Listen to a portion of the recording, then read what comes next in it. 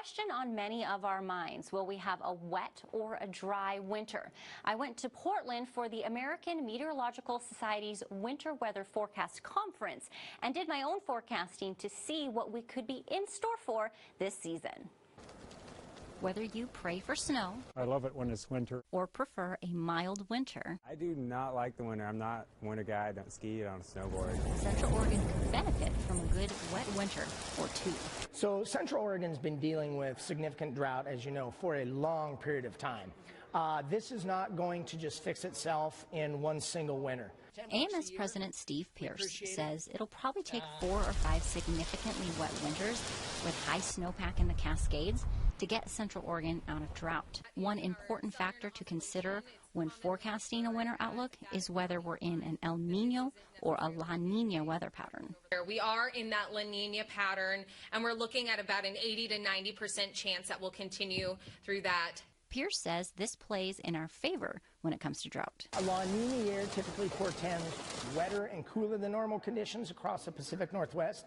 That would certainly bode well for the significant, severe in some cases, and exceptional drought that folks in Central Oregon have been dealing with for a couple of years now. Even though all signs point to a third La Nina weather pattern, not all La Ninas are created equal.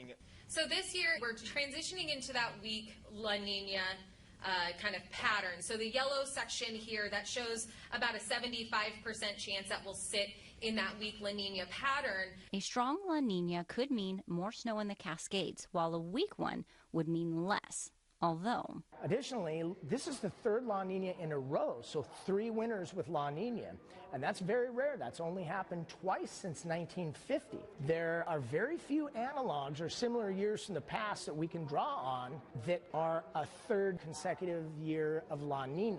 So we're kind of in uncharted territories when it comes to 3 La Ninas in a row, so we'll see how it plays out this year. I didn't want to just take everyone's word for it, so I did some digging myself. First, I wanted to verify we were in a La Nina pattern.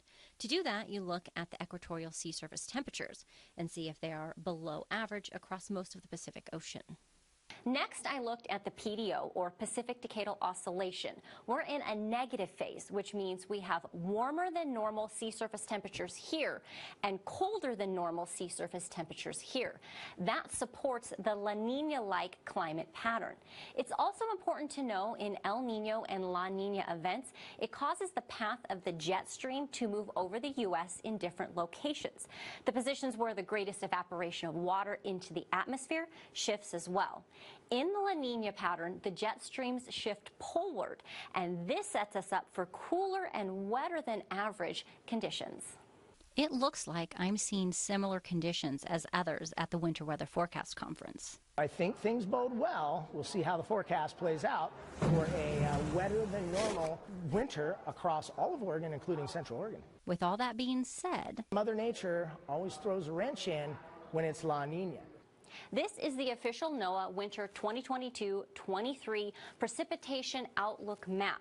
Oregon is leaning toward 33 to 50% chance of above normal precipitation this season. Let's take a quick break, and when we come back, we'll ask Bob a few questions I'm sure some of you have always wanted to ask.